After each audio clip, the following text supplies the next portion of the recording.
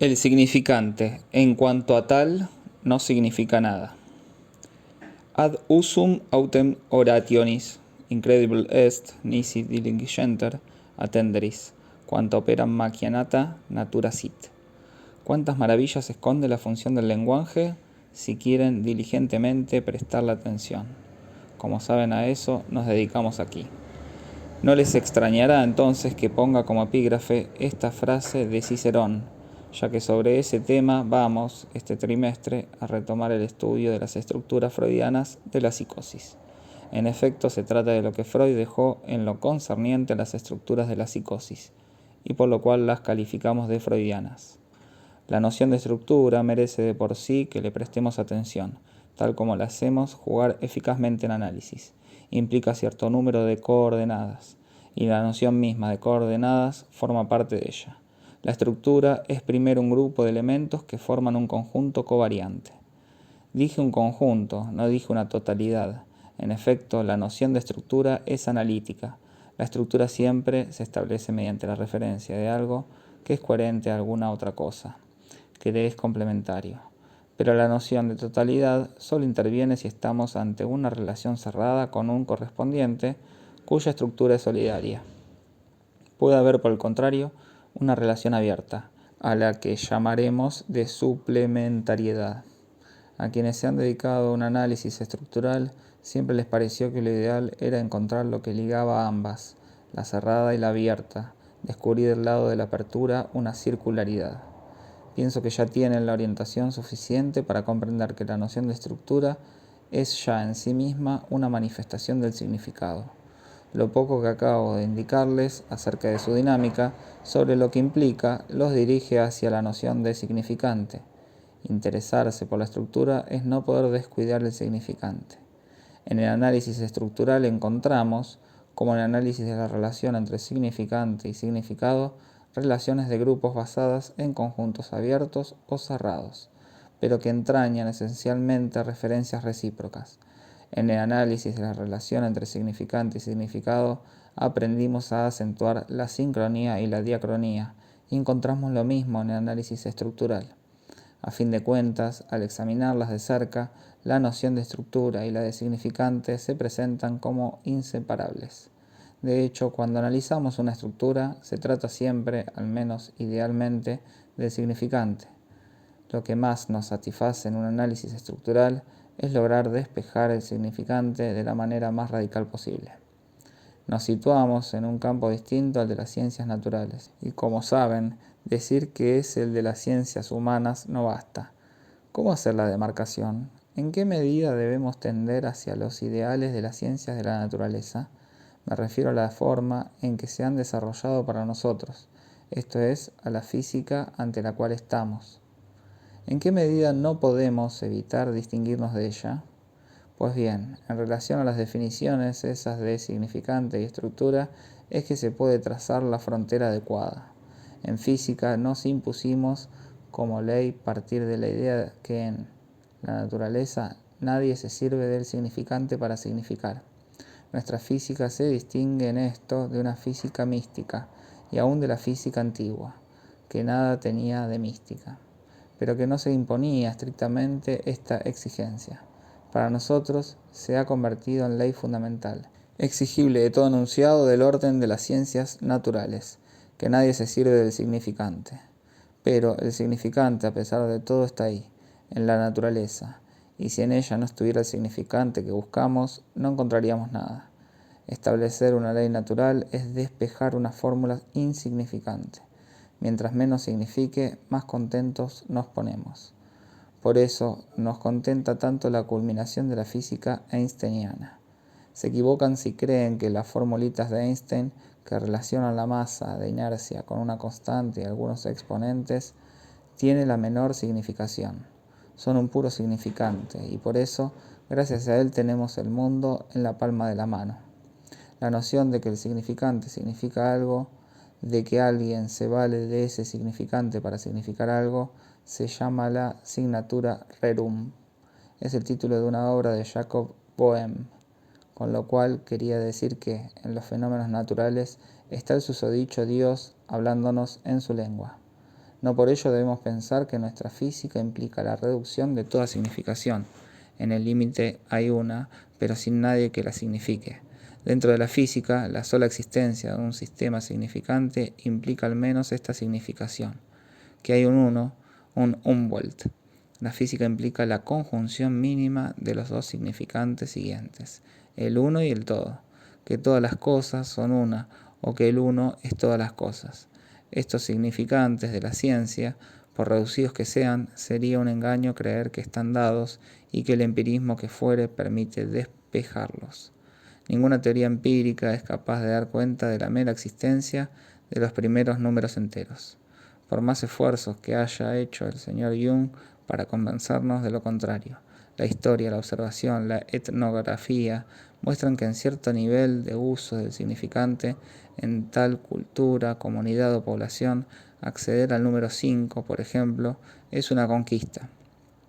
Es muy posible distinguir, por los lados del Orinoco, entre la tribu que aprendió a significar el número 4 y no más allá, y aquella para la cual el número 5 abre posibilidades sorprendentes, coherentes, por cierto, con el conjunto del sistema significante en que se inserta. Esto no es chiste, debe tomarse al pie de la letra.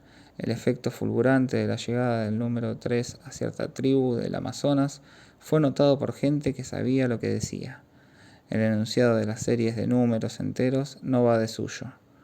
Puede concebirse perfectamente y la experiencia muestra que es así, que más allá de determinado límite en esta serie, las cosas se confunden y que solo se ve la confusión de la multitud.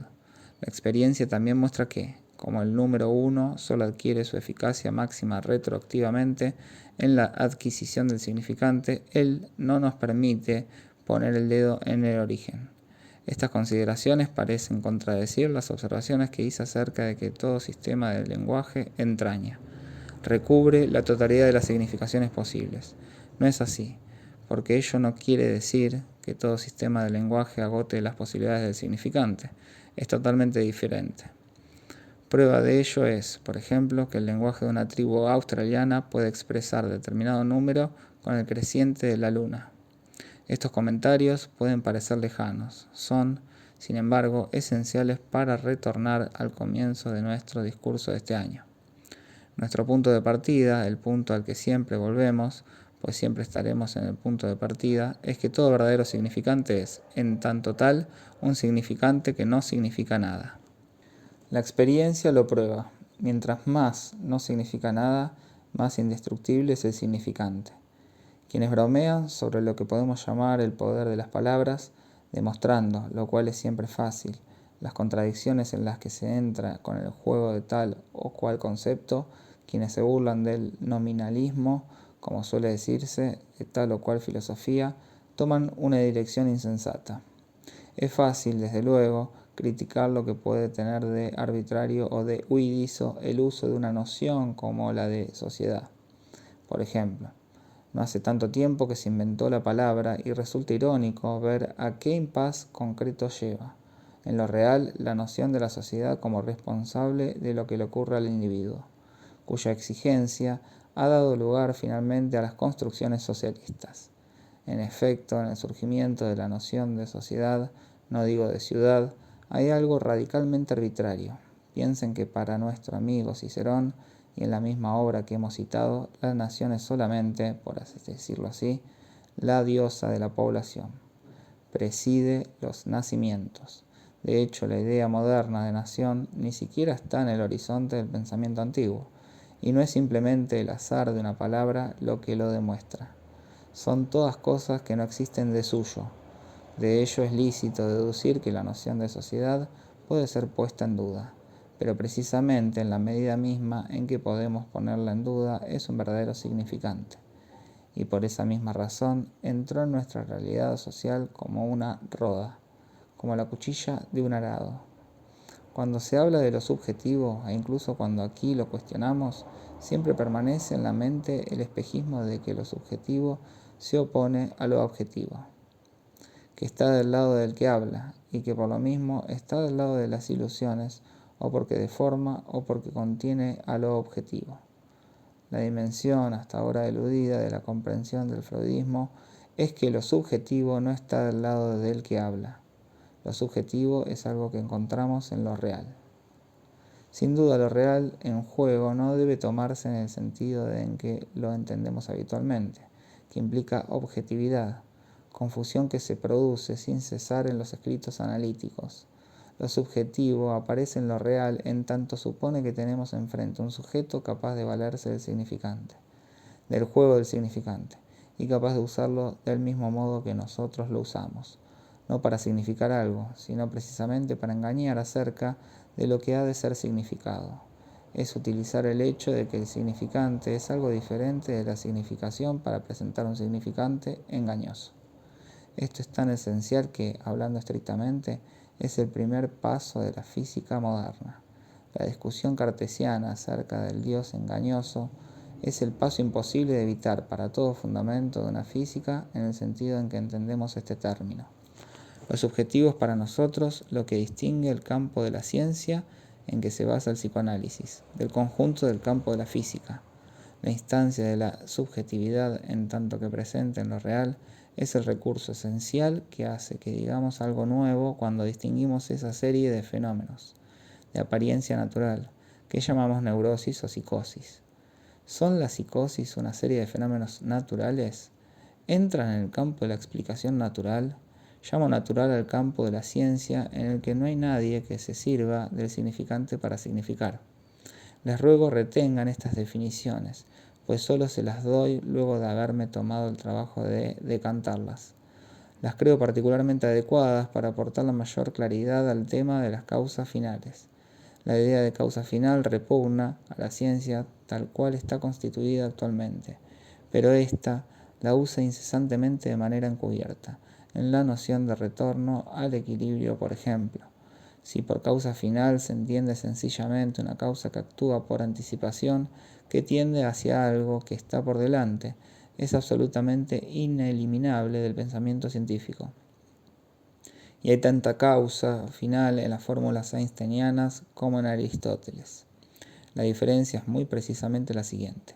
Ese significante nadie lo emplea para significar cosa alguna, a no ser esta, que hay un universo. Leí un autor que se maravillaba por la existencia del elemento agua. ¿Hasta qué punto ella da fe de los cuidados que ha tenido el Creador por el orden y nuestro placer? Pues si el agua no fuese ese elemento a la vez maravillosamente fluido, pesado y sólido, no veríamos los barquitos bogar tan fluidamente sobre el mar. Esto está escrito, y sería un error pensar que el autor era un imbécil. Simplemente estaba todavía en la atmósfera de una época en que la naturaleza estaba hecha para hablar. Esto se nos escapa debido a que nuestras exigencias causales han sufrido cierta purificación, pero estas pretendidas ingenuidades eran naturales en gente para quien todo lo que se presentaba con una naturaleza significante estaba hecho para significar algo. Actualmente se está realizando una operación muy curiosa, que consiste en salirse de ciertas dificultades que presentan algunos dominios limítrofes, en las cuales, por fuerza, entra a jugar la cuestión del uso del significante como tal, utilizando precisamente la noción de comunicación, sobre la cual hemos conversado aquí de cuando en cuando. Si incluí en ese número de la revista, con la que todos ustedes están algo familiarizados, el artículo de Tompkins, es para darles un ejemplo del modo ingenuo de usar la noción de comunicación. Verán que se puede llegar muy lejos, y que no faltó quien lo hiciera. Hay quien dice que en el interior del organismo los diversos órganos de secreción interna se envían mensajes entre sí, bajo la forma, por ejemplo, de hormonas que le vienen a anunciar a los ovarios que las cosas andan muy bien, o al contrario, que están fallando un poco. ¿Es este un uso legítimo de las nociones de comunicación y de mensaje? ¿Por qué no? Si el mensaje es simplemente del orden de lo que ocurre cuando enviamos un rayo, invisible o no, sobre una célula fotoeléctrica, esto puede llegar muy lejos. Si, barriendo el cielo con el pincel de un proyector, vemos aparecer algo en el medio, eso puede ser considerado como la respuesta del cielo. La crítica se hace sola. Esto, empero, es aún tomar las cosas de un modo demasiado fácil. ¿Cuándo se puede hablar verdaderamente de comunicación? Me dirán que es evidente, se necesita una respuesta. Esto puede sostenerse, es cuestión de definición. Diremos que hay comunicación a partir del momento en que la respuesta se registra. Pero, ¿qué es una respuesta? Hay una sola manera de definirla: decir que algo vuelve al punto de partida. Es el esquema de la retroalimentación. Todo retorno de algo que, registrado en algún lado, desencadena por ese hecho una operación de regulación. Constituye una respuesta. La comunicación comienza ahí, con la autorregulación. ¿Pero estamos ya acaso a nivel de la función del significante? Yo digo que no. En una máquina termodinámica sustentada en una retroalimentación no hay uso del significante. ¿Por qué? El aislamiento del significante en tanto tal necesita otra cosa, que primero se presenta de modo paradójico como toda distinción dialéctica. Hay uso estricto del significante a partir del momento en que, a nivel del receptor, lo que importa no es el efecto del contenido del mensaje, no es el desencadenamiento en el órgano de determinada reacción debida a la llegada de la hormona, sino lo siguiente, que en el punto de llegada del mensaje se toma constancia del mensaje. ¿Implica esto una subjetividad? Examinémoslo muy detenidamente. No es seguro. ¿Qué distingue la existencia del significante en tanto tal como acabo, una vez más, de intentar precisar su fórmula, en tanto sistema correlativo de elementos que toman su lugar sincrónica y diacrónicamente unos en relación a otros? Estoy en el mar, capitán de un pequeño navío. Veo cosas que se agitan en la noche de un modo que me hace pensar que puede tratarse de un signo. ¿Cómo voy a reaccionar? Si no soy todavía un ser humano, reacciono mediante todo tipo de manifestaciones, como suele decirse, modeladas, motoras y emocionales. Satisfago las descripciones de los psicólogos, comprendo algo, en fin, hago todo lo que les digo que hay que saber no hacer. En cambio, si soy un ser humano, escribo en mi bitácora. A tal hora, en tal grado de longitud y latitud, percibimos esto y lo otro. Esto es lo fundamental, salvo mi responsabilidad. La distinción del significante está ahí. Tomo constancia del signo como tal. El acuse de recibo es lo esencial de la comunicación en tanto ella es no significativa, sino significante. Si no articulan fuertemente esta distinción, recaerán sin cesar en las significaciones que solo pueden enmascarar el resorte original del significante en tanto ejerce su función propia. Retengamos bien esto: incluso cuando en el interior de un organismo, viviente o no, se producen transmisiones fundadas en la efectividad del todo o nada, aun cuando debido a la existencia de un umbral, por ejemplo, hay algo que no llega a cierto nivel y luego, de golpe, produce determinado efecto. Tengan presente el ejemplo de las hormonas. No podemos todavía hablar de comunicación. Si en la comunicación implicamos la originalidad del orden del significante, en efecto, algo es significante, no en tanto que todo nada, sino en la medida en que algo que constituye un todo, el signo, está ahí justamente para no significar nada. Ahí comienza el orden del significante, en tanto que se distingue del orden de la significación. Si el psicoanálisis nos enseña algo, si el psicoanálisis constituye una novedad, es precisamente que el desarrollo del ser humano no puede de modo alguno ser directamente deducible de la construcción, de las interferencias, de las composiciones de las significaciones, vale decir, de los instintos. El mundo humano, el mundo que conocemos, en el que vivimos, en medio del cual nos orientamos y sin el cual de ningún modo podemos orientarnos, no implica solamente la existencia de las significaciones, sino el orden del significante. Si el complejo de Edipo no es la introducción del significante, les pido que me den de él alguna concepción distinta. Su grado de elaboración solo es tan esencial para la normalización sexual porque introduce el funcionamiento del significante en tanto tal en la conquista del susodicho hombre o mujer. No es porque el complejo de Edipo es contemporáneo de la dimensión o de la tendencia genital que podemos un solo instante concebir que sea esencial a un mundo humano realizado, un mundo que tenga su estructura de realidad humana. Piensen un momento en ello. Si hay algo que con seguridad no está hecho para introducir la articulación y la diferenciación en el mundo, es precisamente la función genital. Lo que por su esencia propia alcanza la más misteriosa de las efusiones, es justamente lo más paradójico en relación a toda estructuración real del mundo. La dimensión instintiva no es la operante en la etapa a superar del Edipo.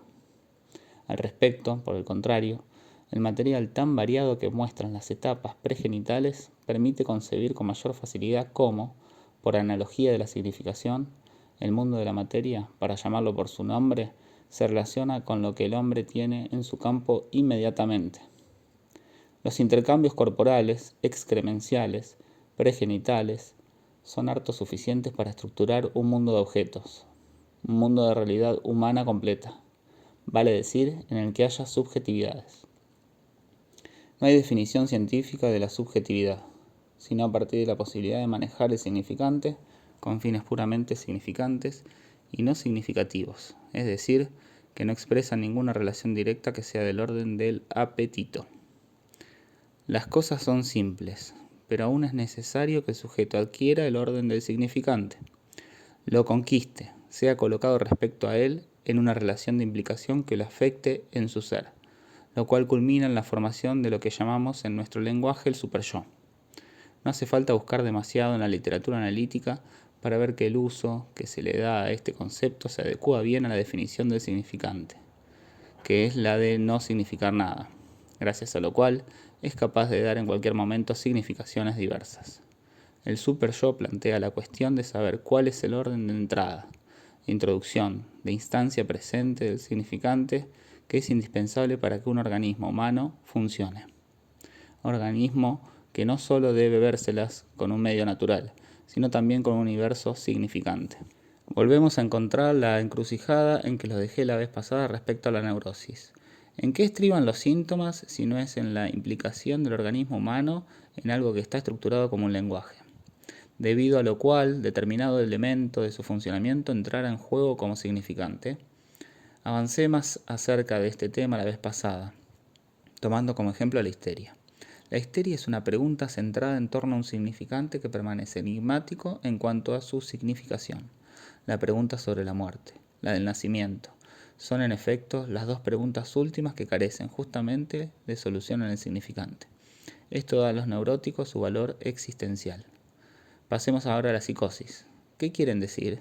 ¿Cuál es la función de las relaciones del sujeto con el significante en la psicosis? Intentamos ya delimitarla en varias ocasiones, que nos hayamos visto de este modo obligados a abordar las cosas de manera siempre periférica. Debe tener su razón de ser en la pregunta misma. Nos vemos obligados por el momento a constatarlo. Hay allí un obstáculo, una resistencia que solo nos librará su significación en la medida en que hayamos extremado las cosas lo suficiente para darnos cuenta de por qué es así. Abordemos otra vez el problema con la intención de dar, como siempre lo hemos hecho, un paso más. ¿Recuerdan el esquema al que llegamos? Les señalé que debía haber algo que no se había realizado en determinado momento en el dominio del significante, que había sido verworfen. Lo que así fue objeto de una verwerfung reaparece en lo real. Este mecanismo es diferente a todo lo que por otra parte conocemos de la experiencia, en cuanto a las relaciones de lo imaginario, lo simbólico y lo real. Freud articuló enérgicamente, incluso en el texto sobre el presidente Schreber que estamos trabajando, la radical distinción que existe entre convicción pasional y convicción delirante. La primera surge de la proyección intencional. Por ejemplo, los celos que hacen que esté celoso en el otro de mis propios sentimientos, en los que imputo al otro mis propias pulsiones de infidelidad. En lo que respecta a la segunda, Freud tiene esta fórmula. Lo que fue rechazado del interior reaparece en el exterior. O también, como se intenta expresarlo en un lenguaje amplificador, lo que ha sido suprimido en la idea reaparece en lo real. Pero precisamente, ¿qué quiere decir esto? Vemos también en la neurosis ese juego de la pulsión y sus consecuencias. ¿No hay en esta fórmula algo que deja que desear, algo confuso, defectuoso, incluso insensato? Todos los autores se limitan a esta fórmula, y cuando se las presenté bajo esta forma, nada original quería yo aportar, espero encontrar entre ustedes alguien que me ayude a examinar más detalladamente los trabajos en que Catán intentó precisar el mecanismo de neoformación psicótico. Verán a qué impas extravagante llega, impas del que solo logra salir al precio de fórmulas contradictorias, lo cual da fe de las dificultades conceptuales en las que uno se ve envuelto si confunde, aunque más no sea un poco la noción de realidad con la de objetividad. incluso con la de significación, si se pasa una realidad diferente a la de la experiencia de lo real a una realidad en el sentimiento de lo real. Toda una pretensión fenomenológica que desborda ampliamente el campo del psicoanálisis y que solo reina en él en la medida en que reina igualmente en otras partes. Está fundada en la confusión entre el dominio de la significancia y el dominio de la significación. Partiendo de trabajos de gran rigor en la elaboración de la función del significante, la fenomenología, supuestamente psicológica, cae en el dominio de la significación. Esa es su confusión fundamental. Es llevada a ese terreno como una perra es llevada tras una pista. Y lo mismo que la perra, nunca la llevará a ningún resultado científico. Conocen la pretendida oposición entre Erklaren y Bernstein. Debemos mantener que solo hay estructura científica donde hay Erklaren. El Bernstein es la puerta abierta a todas las confusiones. El Erklaren para nada implica significación mecánica, ni cosa alguna de ese orden. La naturaleza del Erklaren es el recurso al significante como único fundamento de toda estructura científica concebible. En el caso Schreber, vemos al comienzo un periodo de trastornos, un momento fecundo, presenta todo un conjunto sintomático que, a decir verdad, por haber sido en general escamoteado, o más exactamente por habérsenos deslizado de las manos, no ha podido ser elucidado analíticamente, y la mayoría de las veces es tan solo reconstruido. Ahora bien, reconstruyéndolo, podemos encontrar, salvando algunos detalles, toda la apariencia de la significación y de los mecanismos cuyo juego apreciamos en la neurosis. Nada se asemeja tanto a una sintomatología neurótica como una sintomatología prepsicótica. Una vez hecho el diagnóstico, se nos dice entonces que ahí el inconsciente está desplegado afuera, que todo lo que es del id pasó al mundo externo, y que las significaciones en juego son tan claras que justamente no podemos intervenir analíticamente. Esta es la posición clásica, la cual guarda su valor. La paradoja que supone no escapa a nadie, pero todas las razones que se dan para explicarla tienen un carácter tautológico o de contradicción. Son superestructuraciones de hipótesis totalmente insensatas. Basta interesarse en la literatura analítica como síntoma para percatarse de ello. ¿Dónde está la clave? ¿Se caracteriza en la psicosis porque el mundo del objeto está capturado, inducido de algún modo por una significación relacionada con las pulsiones? ¿Se distingue la psicosis por la edificación del mundo externo? Si hay algo, empero, que podría definir igualmente a las neurosis, es realmente esto. ¿A partir de qué momento decidimos que el sujeto pasó la barrera que está en el delirio? Tomemos el periodo prepsicótico. Nuestro presidente Schreber vive algo cuya índole es la perplejidad. Nos da en estado viviente esa pregunta que yo les decía estar en el fondo de toda forma neurótica. Expresa, nos lo dice retroactivamente, de extraños presentimientos. Es invadido bruscamente por esa imagen, la que menos hubiera uno pensado que iba a surgir en la mente de un hombre de su especie y estilo, que debe ser muy agradable ser una mujer sufriendo el acoplamiento. Es un periodo de confusión pánica. ¿Cómo situar el límite entre ese momento de confusión y el momento en que su delirio terminó construyendo que él era efectivamente una mujer y no cualquier mujer, la mujer divina, o más exactamente la prometida de Dios? ¿Basta esto para ubicar la entrada en la psicosis? De ningún modo. Catán relata un caso que observó declararse en un periodo mucho más precoz que el de Schreber, y del cual pudo tener una noción directa, ya que llegó justo en el momento en que el caso viraba. Trátase de un hombre joven en la época de la pubertad, cuyo periodo prepsicótico analiza muy bien el autor, dándonos la noción de que en ese sujeto nada había del orden de un acceso a algo que pudiese realizarlo en el tipo viril. Todo faltó. Si intenta conquistar la tipificación de la actitud viril es mediante una identificación, un enganche siguiendo los pasos de uno de sus camaradas. Al igual que éste, y siguiendo sus pasos, se entrega a las primeras maniobras sexuales de la pubertad, a saber, la masturbación. Renuncia luego a ella inducido por dicho camarada, y comienza a identificarse con él en toda una serie de ejercicios destinados a la conquista de sí mismo. Se comporta cual si estuviera un padre severo, que es el caso de su camarada. Como él, se interesa por una joven que por azar es la misma en que se interesa su camarada. Una vez suficientemente avanzado en su identificación a su camarada, la joven caerá en sus brazos. Encontramos manifiestamente allí el mecanismo del cómo sí, que Helen Deutsch destacó como una dimensión significativa de la sintomatología de las esquizofrenias. Es un mecanismo de compensación imaginario. Verificará la utilidad de la distinción de los 3 registros. Compensación imaginaria del Edipo ausente, que le hubiera dado la virilidad bajo la forma, no de la imagen paterna, sino del significante, del nombre del padre.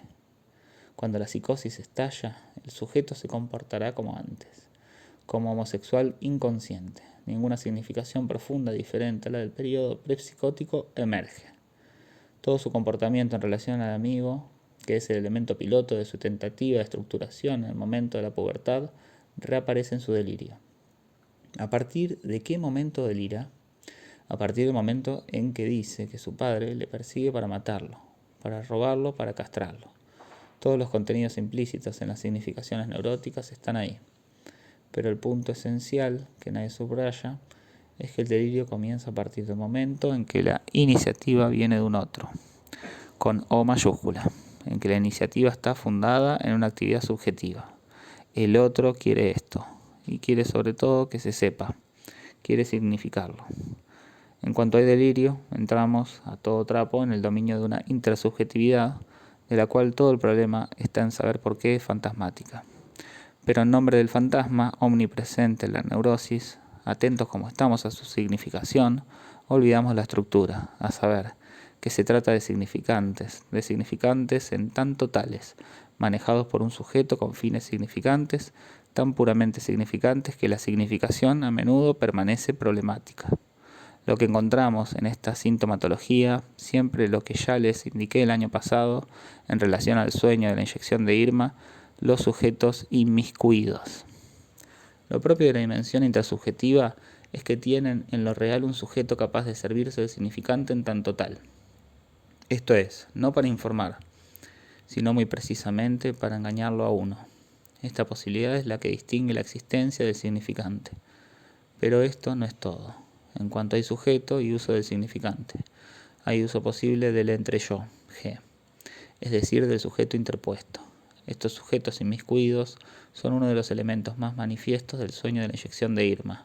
Recuerden los 3 practicantes en fila india, llamados uno tras otro por Freud, quien quiere saber qué hay en la garganta de Irma, y los 3 personajes bufonescos operan, sostienen tesis, no dicen sino necedades. Son unos entre-yo, G, que desempeñan un papel esencial. Están al margen de la interrogación de Freud, cuya preocupación principal es en ese momento la defensa. Escribe al respecto en una carta a Fliss: estoy en todo el medio de lo que está fuera de la naturaleza. La defensa, en efecto, es eso, en tanto tiene una relación esencial con el significante, no con la prevalencia de la significación, sino con la idolatría del significante en tanto tal. Esta no es más que una indicación. Los sujetos inmiscuidos, ¿no es eso precisamente lo que se nos aparece en el delirio?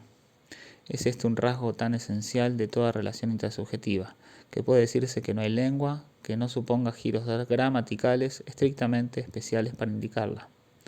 Tomo un ejemplo, toda la diferencia que hay entre el médico jefe que hizo operar al enfermo por su interno y el médico jefe que tenía que operar al enfermo lo hizo operar por su interno. ¿Se dan cuenta de que aunque culmine en la misma acción, quiere decir 2 cosas completamente diferentes? En el delirio todo el tiempo se trata de eso, se les hace hacer esto. El problema está ahí, lejos de poder decir sencillamente que el id está presente con toda brutalidad y reaparece en lo real. En el fondo se trata en la psicosis de un impas, de una perplejidad respecto al significante. Todo transcurre cual si el sujeto reaccionase a él mediante una tentativa de restitución, de compensación. La crisis, sin duda, se desencadena fundamentalmente por una pregunta. ¿Qué es? No sé. Supongo que el sujeto reacciona a la ausencia de significante por la afirmación tanto más subrayada de un otro que, en tanto tal, es esencialmente enigmático. El otro, con mayúscula, les dije que estaba excluido en tanto portador de significante. Es tanto más poderosamente afirmado entre el sujeto y él a nivel del otro con minúscula, del imaginario. Allí ocurren todos los fenómenos de entre-yo, G, que constituyen lo aparente en la fenomenología de la psicosis, a nivel del otro sujeto, de ese que tiene la iniciativa en el delirio, el profesor Flechig en el caso de Schreber, o el dios capaz de seducir que hace peligrar el orden del mundo debido a su atractivo. Es a nivel del entre-yo, G, vale decir del otro con minúscula, del doble del sujeto, que es y no es a la vez su yo, donde aparecen palabras que son una especie de comentario corriente de la existencia. Vemos ese fenómeno en el automatismo mental, pero aquí está todavía más acentuado, puesto que hay un uso de algún modo provocador del significante en las frases comenzadas y luego interrumpidas. El nivel del significante, que es el de la frase, incluye un medio, un comienzo y un final. Exige por lo tanto un término.